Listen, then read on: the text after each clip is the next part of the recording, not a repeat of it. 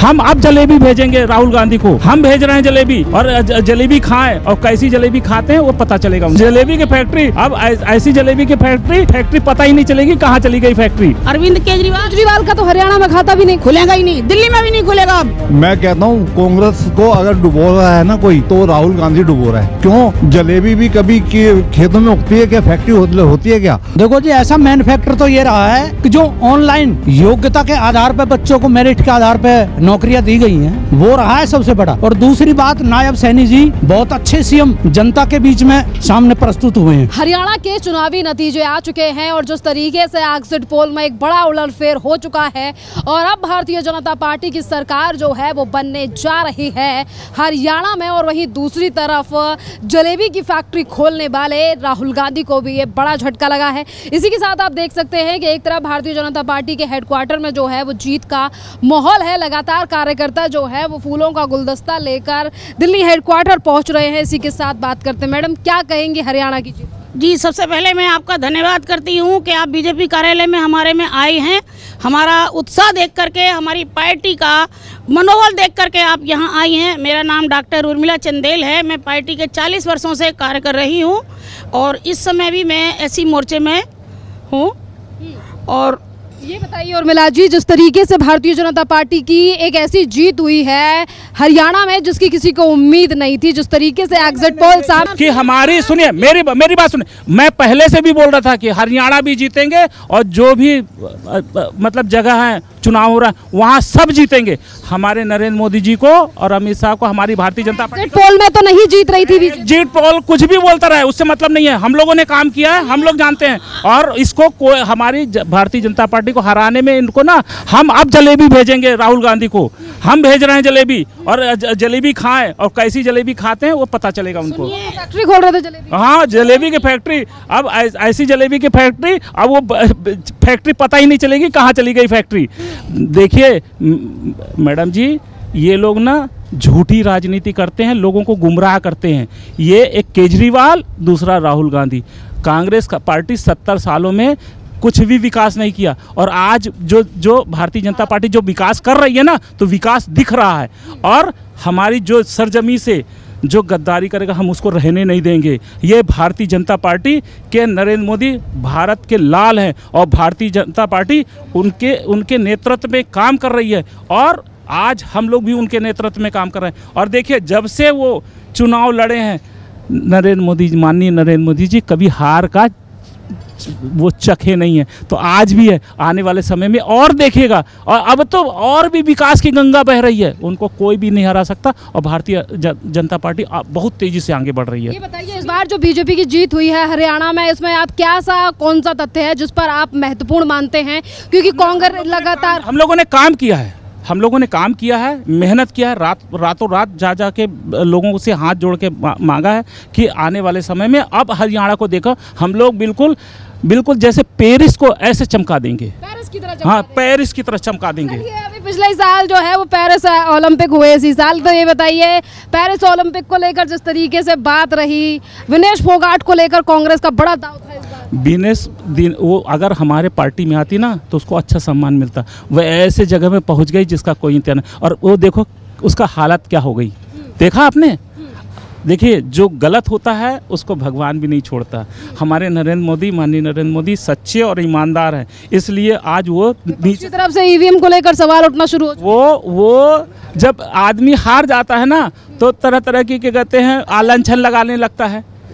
तो अगर मैं हार जाऊंगा तो मैं भी आलन छन लगाऊंगा, क्या बोलूँगा कि अरे और जलेबी खट्टी थी, ऐसा थोड़ी ना होता है। अब हार गए तो हार को स्वीकारो ना। हाँ, ईवीएम को क्यों बोलते हो? क्या कहेंगे मैडम जीत को लेकर? मैडम, ये जीत हमारी नहीं है, ये जीत माननीय प्रधानमंत्री नरेंद्र मोदी जी की, हमारे भाई की, जिन्होंने अच्छे काम किए हैं और उनकी सराहना हो रही है, ये उसकी जीत है। हरियाणा के अंदर आप देखिएगा कि घर घर से उन्होंने कितने फौज में भर्ती किए हैं, बच्चे किए हैं या नहीं, आप हरियाणा से पूछिए जा करके। खट्टर जी ने कितना काम किया है और बदनाम कर रहे हैं पार्टी को कि कोई काम ही नहीं किया है, कोई काम नहीं किया है, तो बिना काम के आ रही है क्या? चलिए बदनाम कर रहे हैं ना, तो बदनाम से आप बताइए। अमेठी में राहुल जी गए, वहाँ भी इन्होंने पेटीएम में करी होगी बदमाशी, उन्होंने ईवीएम में करी होगी, उनको वहाँ से कैसे जीत होगी फिर बताइए। और इन्होंने झूठ बोला कि 1-1 लाख रुपए महिलाओं को दिएंगे, फार्म भरवाए। ये तो चोर हैं, अरविंद केजरीवाल जी और राहुल गांधी जी, ये महाचोर हैं, झूठ बोलते हैं।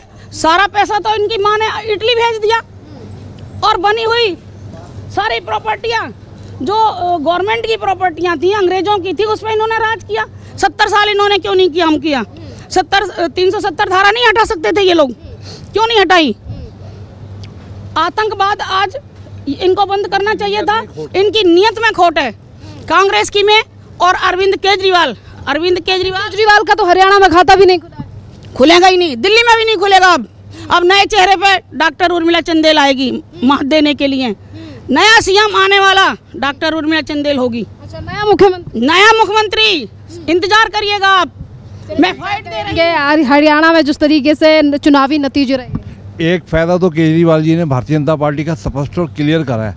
वहाँ जाके जो कांग्रेस को पिछाड़ा है ना, जो वोट उनके जो लिए हैं, उससे जो है ना हमारी 15 से जो 20 सीटें जो हमें बहुमत मिल गया है। तो ये केजरीवाल ने बहुत अच्छा काम करा है, तुर्क का काम करा है। अगर इन दोनों का एकजुट अगर एकजुट हो जाता तो शायद कहानी कुछ और होती। और आज हम लोग आपके सामने इतने खुश और इतने खुशी से बात नहीं कर रहे होते। और यकीन मानिए इतना झूठ फैला रखा था कि हमें यकीन ही नहीं हो रहा था। हम रात को 3 बजे उठे, फिर सोचा कि कांग्रेस की सरकार बन रही है।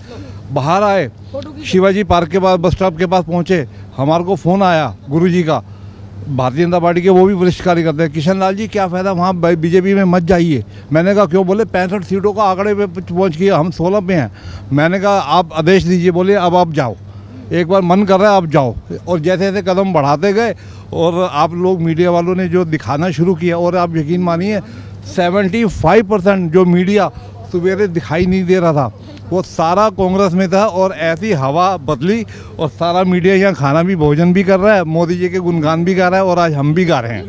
अब तो कांग्रेस के दफ्तर में एकदम सुनसान पड़ा हुआ। मैं कहता हूँ कांग्रेस को अगर डुबो रहा है ना कोई, तो राहुल गांधी डुबो रहा है। क्यों?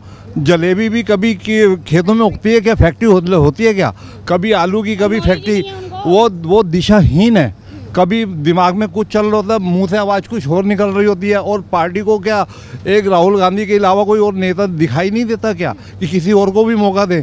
ये मौका देने के लिए भारतीय जनता पार्टी के जो हमारे शेष आला कमान लोग हैं, मोदी जी हो गए, अमित शाह जी हो गए, आपके और भी अदर भी हो गए, नड्डा जी भी हो गए, नए नए लोगों को मौका दे रहे हैं। और वही आज इतना अच्छा जीत के आ रहे हैं और अच्छे मार्जिन से भी आ रहे हैं। कुछ सीटों पे हम थोड़े मार्जिन से जीते हैं, लेकिन यकीन मानिए हरियाणा अगर हमसे छूट जाता ना, डबल इंजन की सरकार को जो मोदी जी 10 साल आगे लेकर गए हैं, ये और पीछे बैक गियर लगवाते। क्यों? ये भूखे लोग हैं, इनको प्रचार विकास कुछ नहीं करना। विकास करने की जिम्मेदारी अगर है किसी के पास तो प्रधानमंत्री मोदी जी के पास है।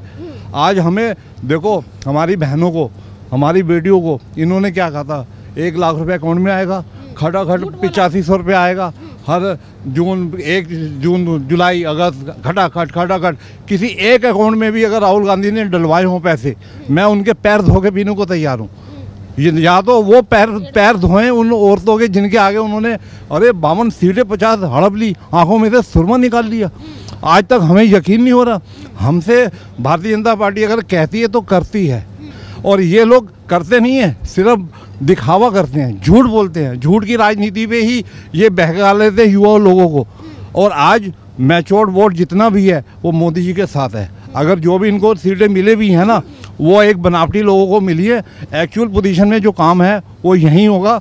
और ये अभी जो तीसरी बार फिर जो सरकार बनेगी, यकीन है पूरा जो काम छूटे हुए थे वो भी अब होंगे, हो जाएंगे। 100% कह सकता हूँ। 110% भी अगर आप जोड़ोगे ना तो वो विश्वास है।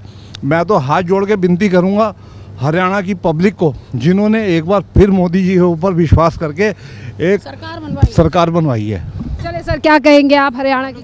नमस्कार जी, मैं मनीराम भडाना फरीदाबाद से आया हुआ हूँ और 18 महीने से मैं लगातार धरने पे बैठा हुआ हूँ कांग्रेसी जेब कतरों के खिलाफ, क्योंकि उन्होंने मेरी 60 लाख रुपए की जेब काट ली। तिगांव विधानसभा से कांग्रेस प्रत्याशी का बाप है यशपाल नायर।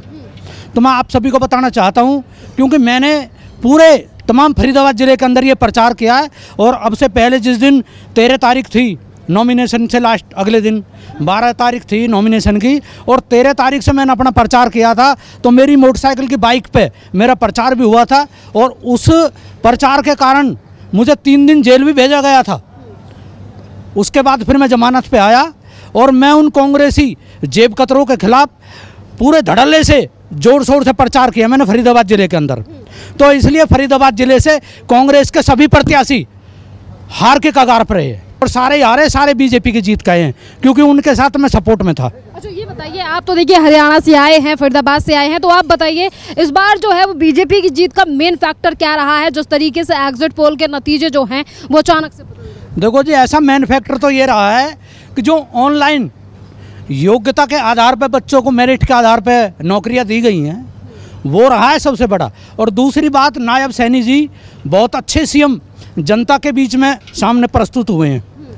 इनसे बढ़िया कोई बंदा नजर नहीं आ रहा मुझे। क्या कहेंगे, हुड्डा तो अभी भी उम्मीद लगाए बैठे हैं, कह रहे सरकार तो कांग्रेस की बनेगी। नहीं, हुड्डा साहब को तो घोटालों से मतलब ही नहीं है, और उसे अपने रिश्तेदारों से मतलब है। अभी उसी के रिश्तेदार ने पलवल गांव में, वो कांग्रेस प्रत्याशी है, अपने गांव में उन पे वोटरों पे गोलवा दी।